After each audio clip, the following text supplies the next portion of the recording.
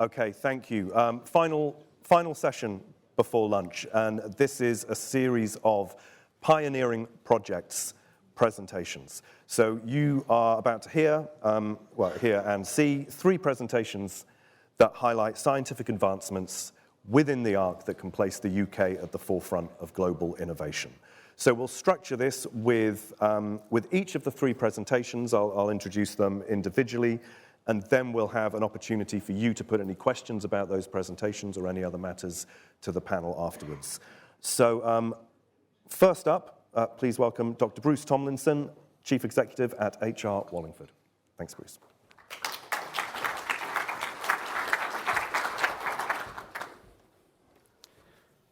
Well, good morning, everybody. Great opportunity to talk to you about our pioneering project this morning. One of the key challenges I face as a leader of a world-renowned organisation within the research, innovation and technology sector, and particularly within water and climate change, is the need to respond to the increasing challenge and opportunity that we face in globalisation of capability within our sector. And my goodness me, how did Brexit reinforce all of that? The need to become more independent as an organisation, but to collaborate even more as well at the same time. The recognition of the need to differentiate, to innovate, to develop the capability to keep ourselves at the head of the game, and of course the need to show ourselves as leaders. That's at an organisational level, but you elevate that up within my sector of water and climate to a national level, and then thinking even more widely than that in terms of the sorts of sectors that we're talking about today, the life sciences, the autonomy, etc. That's what we're about today, and it's such an opportunity to talk about a scientific superpower, and I'm delighted to be here today. If we don't keep pace, we may be okay for a year in my world. We may be okay for a few years, but we certainly won't be in 10 or 20 years. Those are the sorts of timescales we're talking about in climate. But what's water's role within climate? How many of us go through days and weeks without even giving water a second thought until it becomes a problem to us? So to provide some context, I've got a short video clip, hopefully that's going to work for us here. It's quite astounding that water, arguably the most fundamental resource upon which civilization and the natural environment depends, is something that we generally take for granted. It seems we only really consider it when it becomes a problem to us. Too much, too little, or the wrong quality. Global warming is starting to change our view of it, and we're becoming more proactive as we expand our appreciation of the importance and influence of water on climate change, and perhaps even more importantly, more widely. The world is experiencing more floods, increasingly intense droughts, and of course sea level rise. At the same time, the world's population is growing, and expanding industrial activities and emerging processes are placing increased pressures on water availability. There are predictions that by the mid-2030s, for every unit of water available, there'll be 1.5 units of demand. With all these challenges come economic, political, and commercial opportunities. We need better monitoring networks, predictive models and forecasting systems to help us prepare for water-related disasters such as floods, cyclones, tsunamis and disease outbreaks. We need innovation in the building sector to help us keep our houses and businesses safe from flooding. Technology to help us conserve water through leak detection, treatment and recycling. Sensors to help us monitor for diseases and contaminants. Solutions to harness the power of water to create energy across waves, tides and processes to help us harvest resources from wastewater, such as minerals, metals, fertilizers and energy. On our journey towards clean energy and net zero, we must understand the role that water can play in that transition. There's no question we have the resources capable of responding to these challenges and harnessing these opportunities. Only then can we truly aspire to a world in which future generations will thrive. There you go. So that's my pitch for water and the importance of water, but it's in the deepest, darkest depths of our paradigm on a daily basis, I would suggest. This provides a little bit more of a framework as to where water and climate change is input and influence stands across so many other sectors that are important to us as a civilization and as researchers and innovators. So what's our pioneering project in water and water's role within climate change? As an ex-government organisation, we were very privileged and fortunate to inherit a 70-acre estate just south of Oxford at a place called Howbury Park near Wallingford. And this is the boundary of our area. And you can see there's plenty of space to build. There are lots of old buildings there that need updating or possibly knocking down and rebuilding. So the other angle there is we've got the River Thames at the north of the diagram there of the photo. We've got a floodplain up in the top left there. And as a water-based organisation, it's a great place to pursue interest around research, innovation in water and within climate change. But that's HR Wallingford. What about the rest of the organisations that we have located with us as a cluster? You can see we've got a number of other world-leading organisations already placed at Howbury Park within Wallingford. In the top left there, you can see CABI, that's the Centre of Agriculture and Biosciences International. That's owned by 49 different countries. The UK Centre for Ecology and Hydrology, that's ex-government and just spun out as a charity a couple of years ago. We've got satellite offices of the Met Office and British Geological Survey. We've got ourselves, and we've got the area headquarters of the Environment Agency. An amazingly powerful cluster of organisations that are there already. But with space to build, we have an opportunity which we've identified to really reinforce our position both globally, but coming right back down to the Oxcam arc as well. So this is a slide that just frames that statement. So here's our vision at Howbury Park: to create a world-leading centre of excellence for research and innovation in the water, environment, and climate sectors within Howbury Park, where a range of business and research organisations are attracted to coexist, collaborate, and excel. That's those that are there already, but hopefully those in the future that would be inspired to come and locate with us, either physically or virtually. So we've created a master plan, which includes a number of additional commercial buildings to help generate revenue for HR Wallingford, which is, by the way, a non-for-profit organisation which reinvests at least 70% of its profits back into R&D. So there's an opportunity to create more revenue for research in this very important area. But there's also the space that I mentioned previously to build things that will help innovate, to help accelerate and catalyse research and innovation in this very important sector. We've got an academy building over on the right there. We've got an innovation centre, and we've got a really exciting project that we've mapped out within our floodplain. So these are some of the examples of the projects that we've been working on. You saw this clip in the slide in the video just now. That was a forecasting system for dengue fever. This is a global forecasting for cyclones. That was the Bahamas. This is a project for public to become better acquainted with property resilience and flood risks to them. This is a product we tested recently. It's a full-scale house, which we tested in one of our labs, that once it detects water within a certain distance of its centres, it jacks itself up to maintain a safe distance. These are projects we're working on with ice, with solid ice, with moving ice, with ice that's breaking up in terms of innovation in those zones where you find ice. The need for offshore renewables. The congested space near shore is taking us further offshore, so we're looking at deep water foundations and floating offshore wind. This is back to our site again, and again, the capability and the opportunity that we have to develop research possibilities and innovation possibilities at the site. Over in the top left is our floodplain. Elsewhere on the site, we have an opportunity. We're one of 3 candidate sites in the UK at the moment to host an Ofwat project within their innovation programme to host their National Pipe Leakage Innovation and Research Centre. 20%, it's estimated, of the UK's water supply is lost through pipe leakage, and up to 40% internationally. And when water is such a valuable resource already, and with population growth, we have even greater pressures on that. And this is the Hydroscape project that we have mapped out within our floodplain to better understand flood risks and use of natural flood management, and better understand sustainable drainage schemes within cities. and better understand and support innovation in property resilience within floodplains. That's what this project is about. And we've just had some really good news, actually, that one of the companies, and possibly the world's leading insurance companies, has asked for exclusive involvement in that project. So we've got some good things going over and above what we had already. So here's the framework again of water and its context within all those things that are all important to all of us. I'll hand over to my next speaker and say thank you very much for the opportunity. Thank you.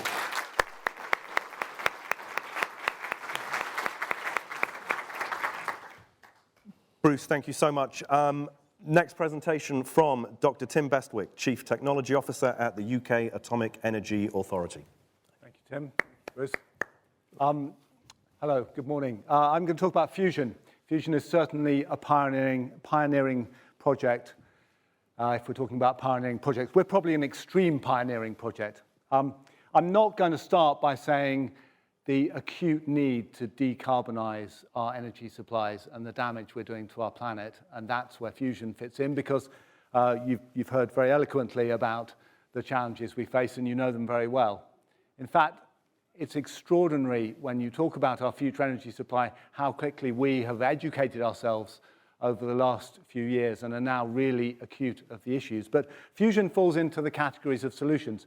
I have also heard that one that you were thinking at the moment. You know, the one about fusion 30 years away, always has been, always will be, that thing that's going through your mind. I have heard that. And I want to just start by saying what's different. You know, you've probably heard the story that fusion's exciting and great, and it really is. But what's changed? The thing that's changed most radically in the last few years is, as I previously mentioned, this really acute need to do something dramatic to our energy systems, to take carbon out, to live sustainably. And part of taking carbon out of our energy systems is going to be an increased use of electricity and electricity generation. Fusion plays into that. So just in case you're wondering whether fusion actually exists, I thought I'd start with a picture of some. Actually, this is not quite contemporary. It's about a week old. Yes, that is the sun, and it's a big, massive fusion. The fusion actually happens in the middle of it. It's quite hot. It's 10 million degrees, and it's fusing together protons. And those protons, quite a lot of protons, about 500 million tons a second of protons. Those protons are fusing together, producing helium, heavier nuclei, and releasing energy in the process. Your homework, you probably knew there was going to be some homework. Your homework over lunch is to find a physicist and ask them why, when you take two light nuclei, like hydrogen, and fuse them together, that's fusion, they release energy. But at the other end of the periodic table, when you take a heavy nucleus, like in uranium, and split that apart, that's fission, that also releases energy. That's your homework to answer that question. I'm not going to. So fusion definitely exists. In the sun, protons and protons are fused together to make helium, but the sun's really very big. It's most of the matter in the solar system. So when we want to do this on Earth, we want to do it much more densely, more intensively, and in fact we use two nuclei of hydrogen generally called deuterium and tritium, and we're trying to fuse them together. We don't have the enormous gravitational forces that you get in the sun, so we have to make it hotter than the sun. Yes, really a lot hotter than the sun. We're looking at 100 million degrees plus. And that is just a little insight into some of the technical challenges that we're seeking to overcome to produce sustained, controlled fusion energy. So let's just kind of fast forward to the end. Why are we doing this? Well, this is our sort of belief statement, UK AEA. We believe that fusion energy can be environmentally responsible, read low carbon at the point of generation, part of the world's energy supply. That part is really important because I wouldn't want you to leave the impression that we somehow think this is going to replace renewables or be the only energy source. But whenever you look at the future energy portfolio, it's difficult not to see a sort of hole in what we need to generate, and we think fusion's part of that. Part of the world's energy supply. This isn't an Oxfordshire solution where Cullum is. It's not a UK solution. This is definitely a global thing. And the kind of timing that we think this will make a difference, and bear in mind that means widespread deployment, is in the second half of the century. So not anytime soon, but that means us doing all the running on the research and development right now, and that's what we're doing. So why would we do all this? Because it is really very technically challenging, and it's not just one technical challenge, it's a whole set of them. Why would we bother with this? And I think I've alluded to the reasons already. It's low carbon. That's clearly a really important point. It's safe, and one of the reasons it's safe is, as we've already mentioned, it turns out to be an extremely difficult reaction to make happen. So the default is it doesn't happen. There's no possibility of a chain reaction or it running away. Reliable, well, in this context, that's shorthand for it still works at night when the sun isn't shining, and it still works when we're under an area of high pressure and the wind isn't blowing. Sustainable, because the input materials to the kind of fusion we're trying to develop is deuterium, which is found, it's actually part of water, very plentiful, and lithium, which is a plentiful metal. And energy efficiency, it's very energy dense. So you can imagine you're producing a power plant that's going to produce relatively large amounts of power in a relatively small land area. The importance of that varies a lot with geography around the world, but there are certainly some places where that land use and energy density, generation density really does matter. So there's some compelling reasons to do it, but it's really difficult. The UK has been at the forefront of this field for a while. We are genuinely right up there with the leaders of anywhere doing fusion. And that should be a source of some pride. And one of the reasons we've done that is we have hosted for many decades the Joint European Torus, which has been one of the world's leading fusion experiments. There's a sort of picture of the inside of it there on the left. And that has been generating results from fusion experiments for decades. In fact, you may have just seen some news a few months ago on the BBC and, in fact, on worldwide media about the latest results where it was generating 11 megawatts of fusion power for a number of seconds. That shows it's possible. Obviously, there's a step from showing it's possible to rolling it out on a wider scale and producing a power plant. So there's a lot of work going on to show that fusion is practical. Solving all those engineering challenges about temperatures and forces and confinement and plasma stability and materials. And there's a figurative illustration there of the machines that are needed just to test components under extreme conditions, and that's something that we're putting a lot of effort into. And then, of course, if fusion is going to make a difference to all our lives, it will be a commercial product, so making fusion commercial is the next step. And therein lies a major opportunity, not just to solve a challenge for the world, but actually a huge commercial opportunity. The energy market is mind-numbingly enormous, and if fusion is going to capture a fraction of that, the commercial opportunity is enormous. So we at UK AEA are working with a number of companies. There are some very fine fusion companies in the UK and increasingly being attracted to the UK to develop fusion technology, supported by an entire supply chain which will supply them with the technology and the infrastructure that are needed. This fusion strategy was declared by the government in October. We're relatively unusual in countries in declaring our fusion strategy, and certainly UK government have been really on the front foot in supporting fusion. And in fact, today, I'm not sure if it's actually happened right now, but certainly today we'll be releasing the approach to fusion regulation, which is a real step ahead. Most countries thinking about how this is going to happen. So I just want to finish by pointing to the future.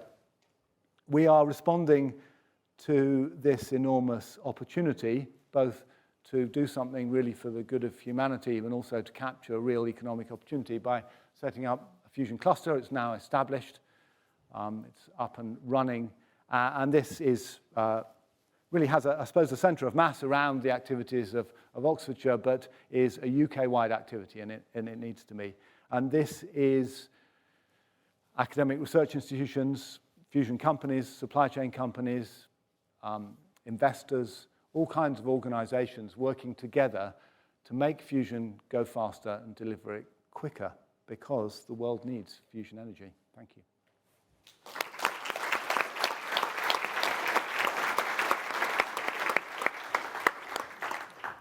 Thank you, Tim. And finally, we have Daniela Petrovic, co-founder and delivery director at the Darwin Innovation Group. Thank you very much.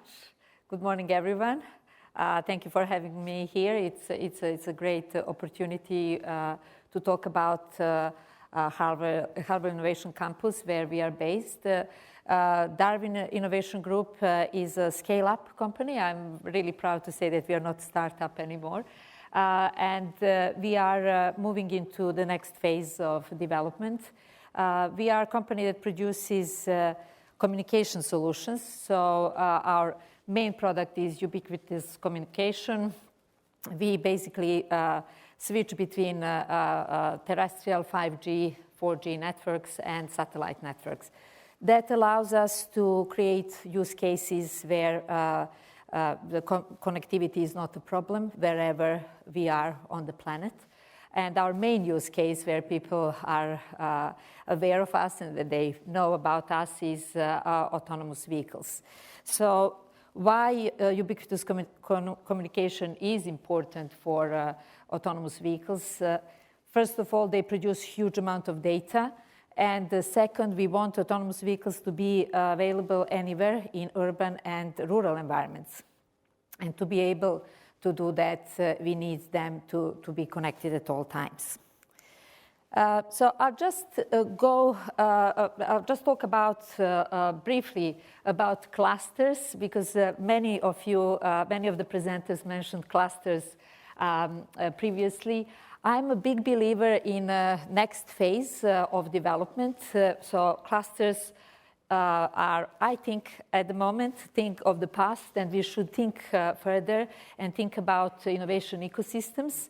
And why I'm telling that is from pure experience of Darwin Innovation Group. We wouldn't be able to exist as a innovation technology without innovation ecosystem that encompasses industry, government, and academia, and innovative customer, which in our case was Harvard Science and Innovation Campus.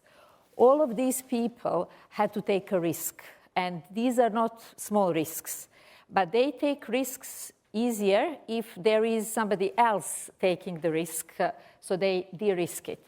And so in a new technology, they needed to take a risk and give us the chance to operate first autonomous passenger shuttle in the UK. So we needed a customer. So first of all, Harvard Science Innovation Campus allowed us to do that. We needed academia, so academic research, to follow us on our technological advancements, whilst government funded us and industry funded us. The biggest supporter of this solution is European Space Agency, and we keep on promoting ubiquitous communication and satellite communication and its importance. Not only in GEO, but in LEO space. You've seen the huge advancement in LEO satellites. And this is what we are trying to link, so terrestrial communication with GEO and LEO space. Again, in order to roll out an innovation where customers are going to experience it. So we're basically trying to take out the innovation from the labs and offer it to wider population. You need to have many people to stand behind you. And in our case, we had regulators standing behind us, but we also needed an insurance company to stand behind us. So all of these people came in together and basically gave us trust and risked in this, and in the others de-risked their investment. So that's why I think innovation ecosystems are the future. We operate in Harwell, in Glasgow, and in Malaga. And if we can, as a model, expand this to scientific parks, they can also link, not be in one cluster, in one location, but Harvard Innovation to go to Glasgow and Malaga. That would be a really good model for them to try. So I'll give you some just a brief overview of what we actually do in our various labs. So the yellow shuttle is the first registered autonomous passenger shuttle in the UK. And as I said, there is a huge amount of people that invested in this and had trust in us. So the shuttle operates already 9 months. We captured huge amount of data from it, and not only that passengers and users of this shuttle are now much more convinced that autonomous driving is a possibility and it's a safe option, but also insurers are creating new insurance models out of the data that we produced, and also the regulators are much more convinced that this could be a future of transportation. And I hope Harvard campus also sees huge benefits of being the pioneer in this type of transportation being offered to their tenants. We also have testing vehicles that, again, we operate both in Harwell and in Malaga. And we have drone laboratory and ubiquitous communication we test in various areas of England. So you can see the one we show there is medical one. Basically, ubiquitous communication that we are offering is for providing medical services in areas where there is no coverage, so doctors can provide telemedicine services in rural areas. Going back to the shuttle, just quickly, I'm just going to say it's first of all, we are, it's electric vehicles, so CO2 emissions are obviously not there. It's always connected through the solution I mentioned, and it has a fast response, much faster than any human driver could respond, so 100 times faster response. So over 90% of accidents on the roads are unfortunately result of a human error. So we are hoping that with this type of vehicles, we are going to reduce that main issue of transportation. And as I said, it's suitable for urban and rural areas. Very important thing for us at Darwin is to take innovation out of the labs and show it to the public. And we do it in different ways. As I mentioned, Aviva, one of our major investors, created connected autonomous vehicles, motor insurance, public liability insurance, and business insurance. And this is a baseline new type of insurance on the market, and they featured us in their 350 years anniversary. So, and we were at the COP26. Autonomous vehicles could definitely help. Electric and autonomous vehicles could definitely help with the future of sustainability. I mentioned ubiquitous communication, and we also reach out to, we talk at various conferences, and recently we published a book for children, which is really to bring this type of transportation to the youngest audiences. I'll just briefly talk about use cases, and the reason for that is, as I mentioned in the innovation ecosystem slide, all different parties, industry, government, academia, have different incentives to do innovation. So academics need to publish papers, industry needs quick return on investment, government, new jobs, impact on the economy. So very, very different timelines, very different aspects of the strategic, where the strategic things should be linked to innovation. But one thing that needs to connect them all are the use cases. So they all need to work on this, on use cases that are basically bringing this innovation into commercial realm.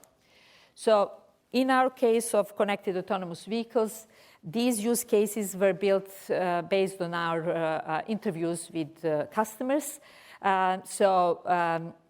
The main use cases are connecting residential areas with train stations, real estate companies that came to visit us. We did a tour at Harwell campus. The majority of them are saying, we want to build sustainable housing. It's built in the areas not very, very well connected with the major train stations. Could we include this type of transportation as a regular service, like a gym and cinema, so all of the new residents of this area could share it? And of course, this is something that we are very much interested in to develop together with real estate companies. We talked with many airports where especially connection between hotels, nearby hotels and airports, this type of transportation is a very good use case. Zero emission zone, like recently introduced zero emission zone in Oxford, important one. Touristic offering, I'll show you the video of our test done in Blenheim Palace of possibility of using autonomous vehicles in a touristic sector, and as I mentioned, connection of rural areas to city centers. So I will go quickly. Implementation process, I will not go through these slides now. I think we are running out of time, but I will just tell you that this type of solution could be implemented within 2 months from the moment we start talking with developers.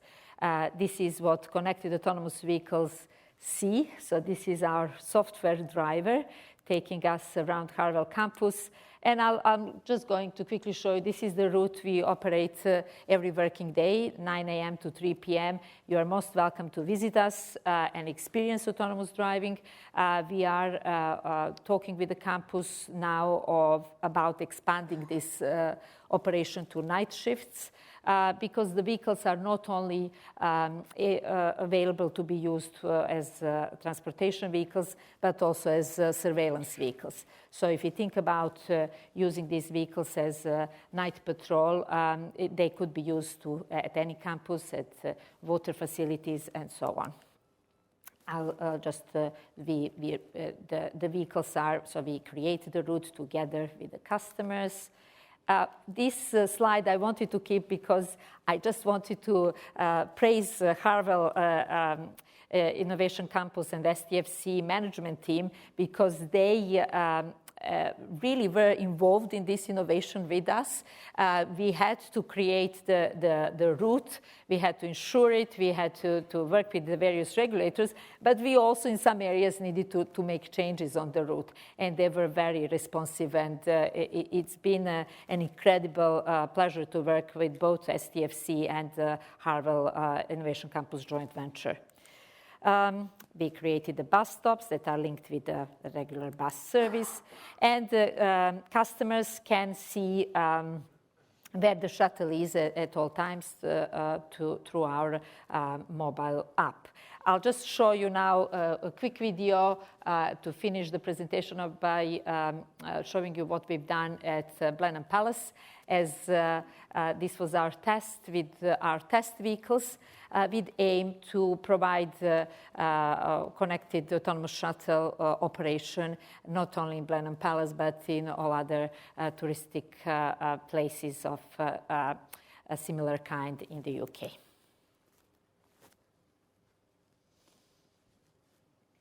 So we don't have sound, but I think it needs to be switched to the...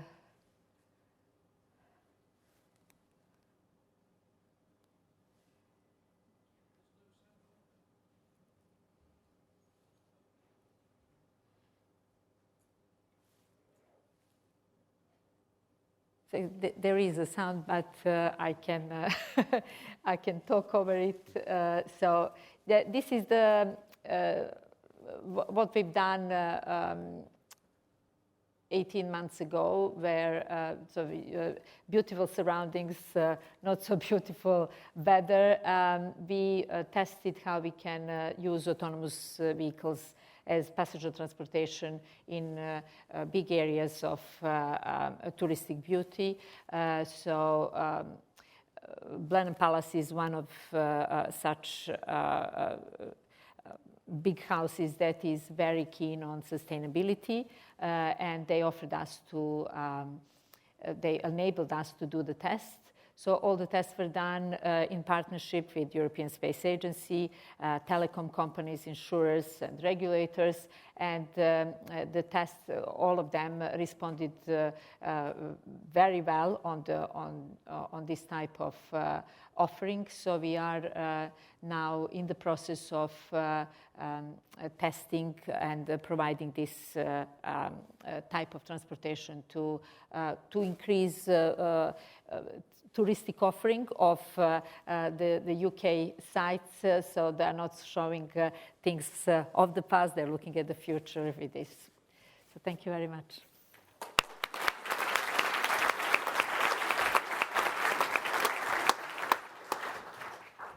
Thank you, Daniela. We have about 10 minutes for a Q&A, so I want straight away to throw that open to the floor. If anyone has questions for any or all of our panelists, then we can get a microphone to you. Yes, just here.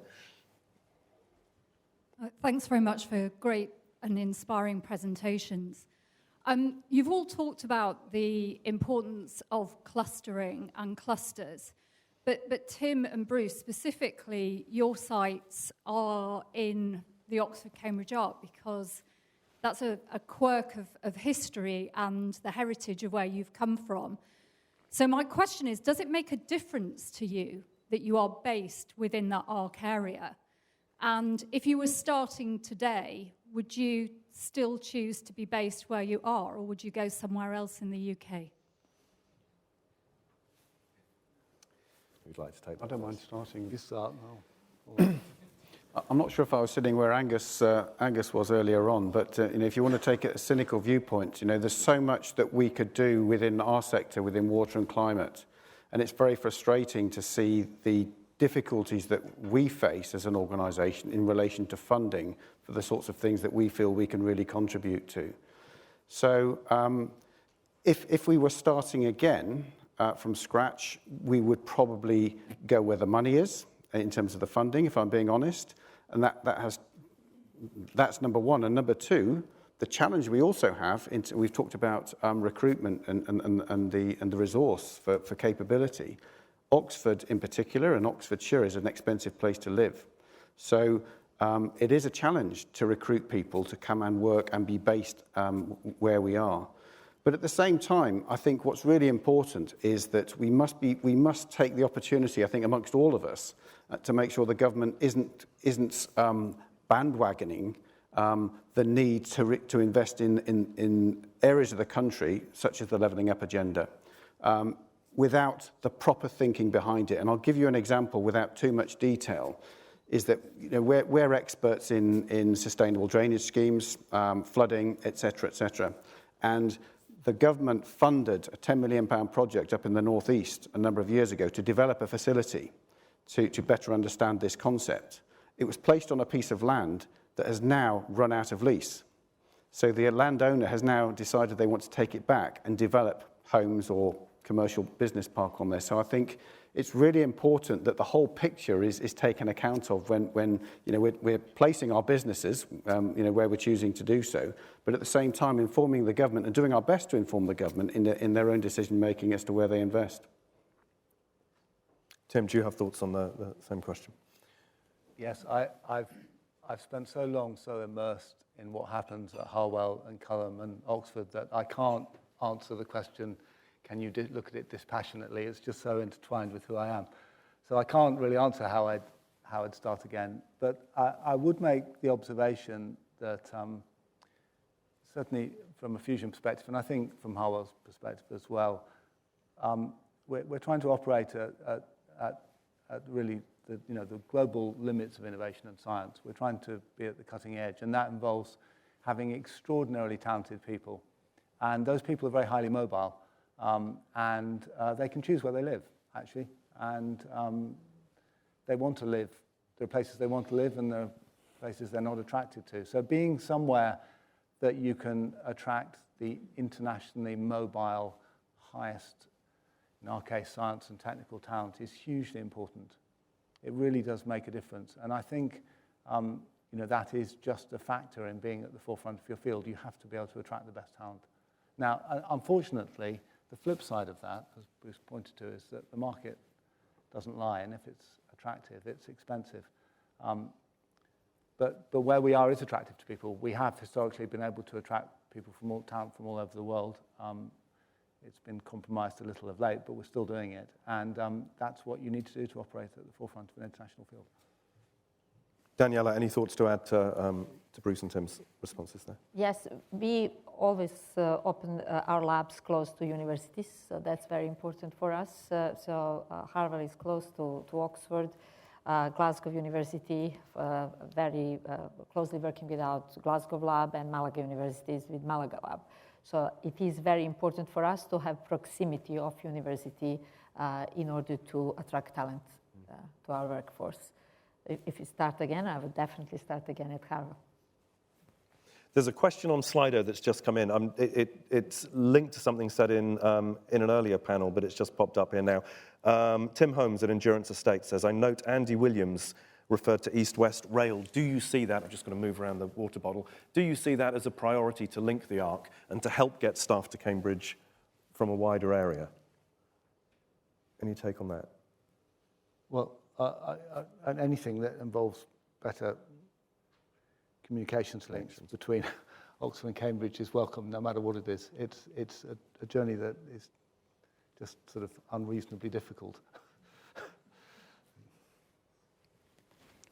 I mean, I would reinforce that. I mean, I think anything we can do to reinforce connectivity with people to where we are physically, with the facilities that we've got, and just coming back to the question previously, it is a hypothetical question because where we are is legacy. Been there 70 years, and it's very expensive to uplift where we are and move somewhere else. But anything to improve connectivity, either virtually or physically, is going to be a bonus for all of us. Anyone else with a question from the floor? Gentleman just here. If you could hold on for the mic.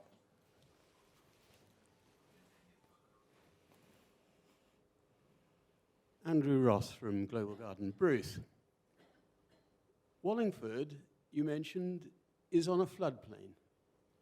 The whole of the Oxford to Cambridge arc is a floodplain. What would you suggest that high technology companies should ask their local authorities to do for them to prevent flooding?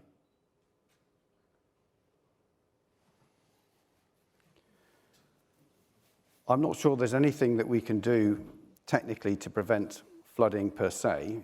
The question is, what is it we're doing to protect ourselves from the effects of flooding? What is it we're protecting from flooding? Because flooding will happen, whether it's on greenfield sites or within our properties. So the key thing, I think, is that local authorities should be advocating for the government to invest in flood resilience innovation, to help people understand what the risks are to them if they live in floodplains and what they can do to support making their properties more resilient if they live in floodplains. And again, with a rising population, either in the UK, I know your question is local, but as a global issue, it's a question of whether it's okay to build within floodplains and whether it's technology in relation to electricity, substations, pipelines, etc., or whether it's housing and offices. It's to understand, A, forecasting for flooding, and B, the technology that's needed to protect ourselves from it when it happens. And that's what local authorities really should be driving government to invest more in to support the society that they protect. Time maybe to squeeze in one more?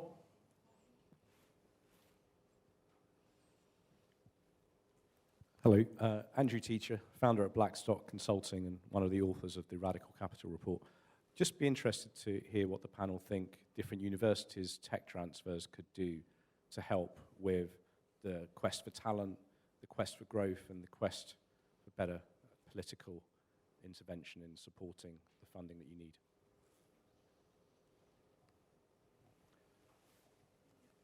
Who would like to tackle that? Sorry, I didn't pick up the question, I'm afraid. So what can university tech transfer do for talent, capital, and something else that was important? Not sure I got the last one. What can the tech transfer functions in universities, how can it be improved? And how would improving it help you? I'll start by not answering the question. I do think that tech transfer at universities is an incredibly important function.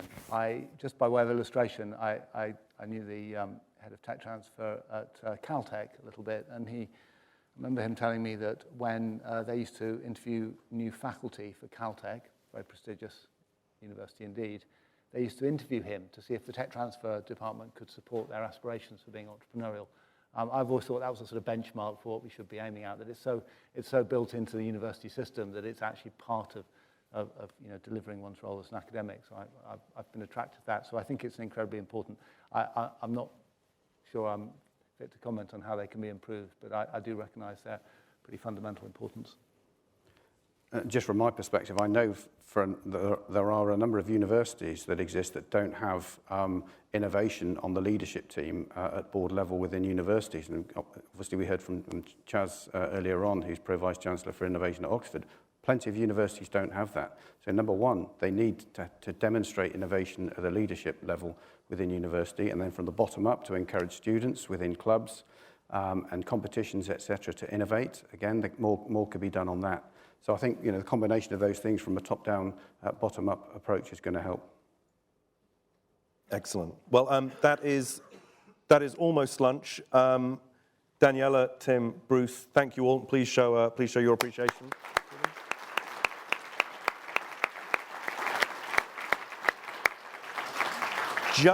Just ahead of lunch, we have a short video that we're going to show from the ARC Universities group.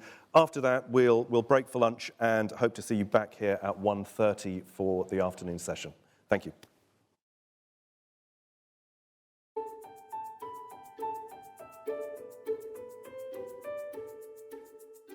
My name is Udoka Okonta. I'm a student of MSc Business Analytics at the University of Northampton. I have 10 years background in banking and finance, and currently focused on business analytics, looking at the economy also.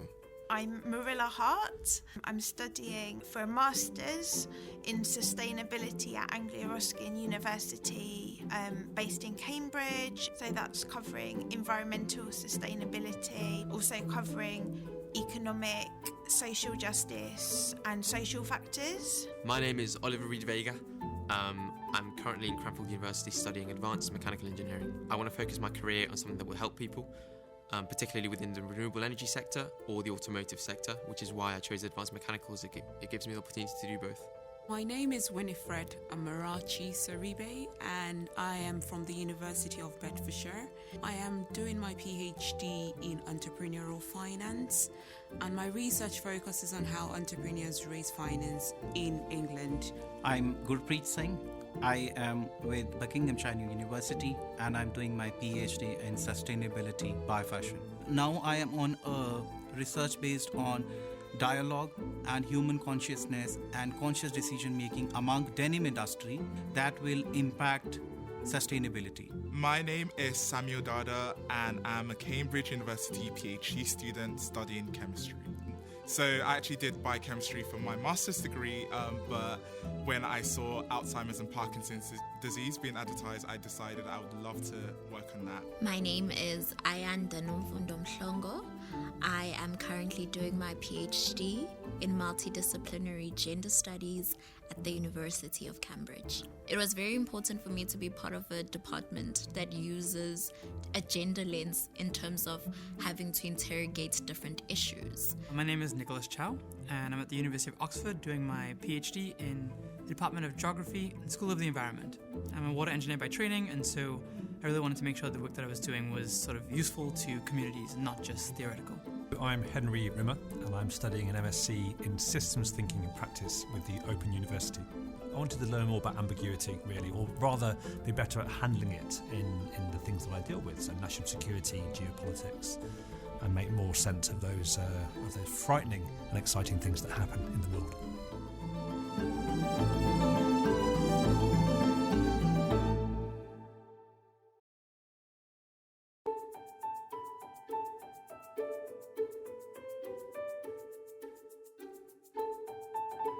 Have we taken the time to actually hear the voices behind the statistics?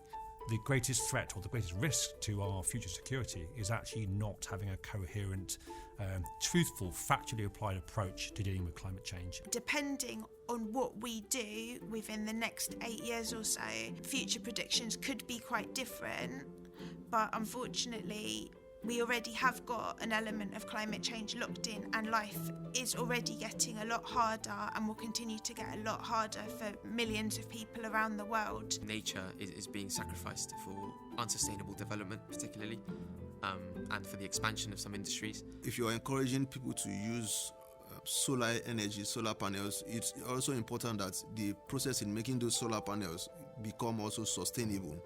I work in a lab, for example. We use quite a lot of single-use plastics. We need to do more in those certain industries because this is kind of like a repetitive problem that we have, to improve our usage of, single-use plastic, or develop, new technologies that we can use to, improve health in general and understanding in science, but also consider the environment as something quite important to take care of.